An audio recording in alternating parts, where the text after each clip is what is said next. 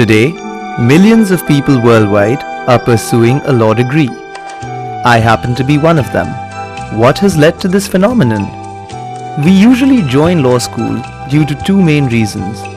The first being an overwhelming desire to improve the society we live in, and the second being that it's perceived to be a highly respectable and lucrative profession. This is the story of one such person who, unlike most others, has stuck to her deep-rooted desire to be a catalyst for betterment. Anu Peshawaria is the youngest of 4 sisters and was born in Amritsar. She excelled in various fields from a very young age, the highlight of her youth being tennis.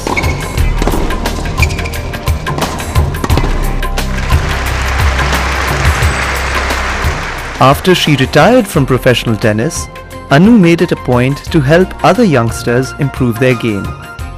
I was put into tennis when I was very young because my father was a very good tennis player and my sister also played tennis. So I used to pick up balls when I was 3 years or 4 years.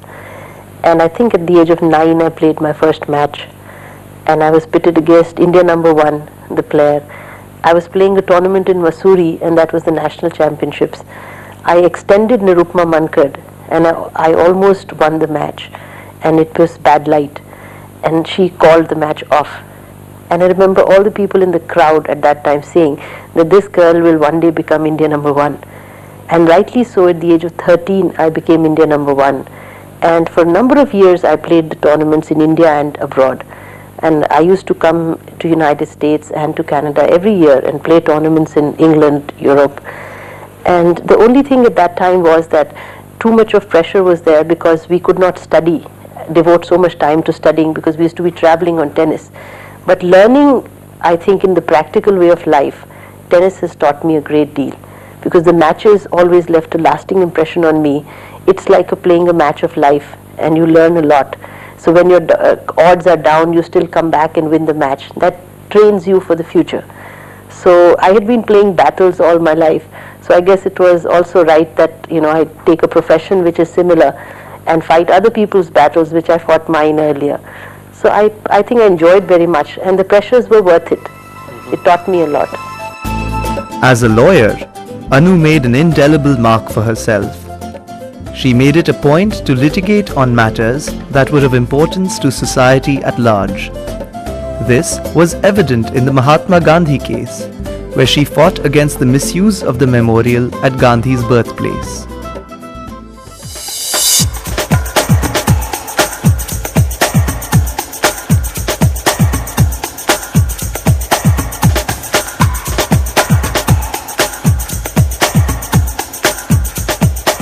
Her willingness to defy the odds was on display in the Personal Point triple murder case in 1996.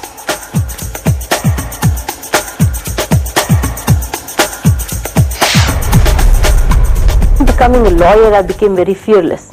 So I used to fight these cases without even fearing at all. So cases like the defamation against the police, now the person I filed the case against was the commissioner who was above my sister. Now I filed a case against him because I felt that what they were doing was wrong. There was a person who had died and they were still talking things about him in the press. When you're investigating a case, you're supposed to remain tight-lipped. You're not supposed to release information about him. You're not supposed to give press releases without any basis. So therefore, again, for my client, I filed a defamation against the police. Now that was not heard of because people don't file defamation against the police. And I checked out the PRO department of what kind of press releases they issue. And the case was a very sensitive one. At the time when the culprits are not brought to book, how can you release these informations? So on that account, it was a part of a murder trial which I was representing that we filed a defamation case. Such kind of cases, there were plenty which we did. And we wanted that the system should be channelized and even corruption comes down and we fight these cases merely that makes a larger difference. She also filed another case against the Delhi Police Commissioner in 1998 while representing James Martin. Anu demonstrated that she was not one to allow senior officials to misuse their powers.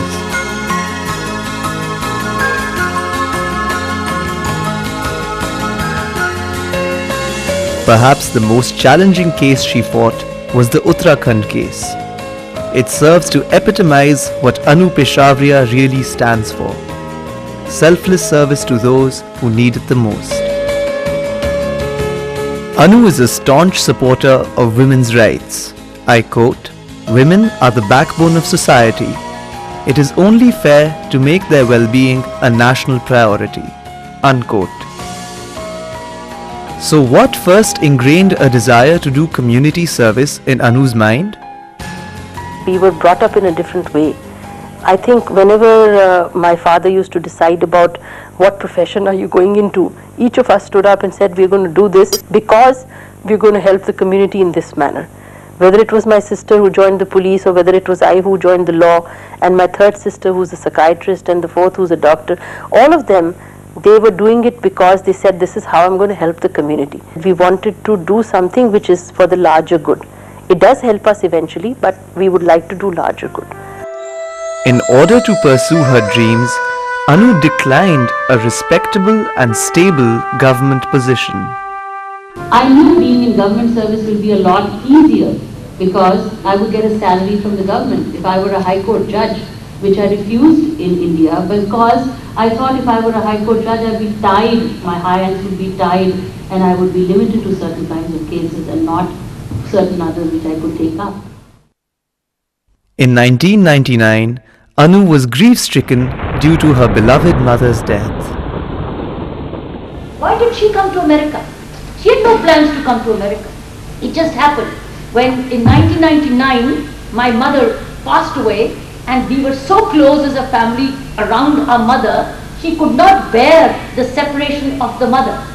And she could not bear being in India without mommy. She said, I'm going to leave because I cannot see India without my mother.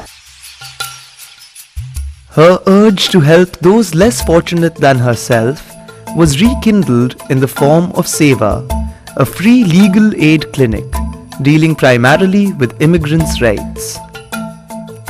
When I came to USA, I saw the problems the immigrant community faced. The immigrant community faces a whole lot of problems which laws have been formed all right, but we do not know why they were formed and whether we could do something to it. A biggest example of them is H1 visa, which we all come on a work visa. It looks very attractive, but you know the spouse of the H1 visa gets an H4, and H4 is a non-working visa. They cannot earn in the United States, and the law is silent on that issue, whether they can even do a business here. Being silent means that they come and arrest them when they want. If an H4 runs a beauty parlor, even a PhD girl is running a beauty parlor. SEVA organizes meetings where lawyers give information on specific issues for free, as well as providing advice on an innumerable number of problems and challenges to people who are new to the US and unsure of how to cope with complicated legal wrangles. Anu is also a founding member of India Vision Foundation, an NGO chaired by her sister, Dr. Kiran Bedi.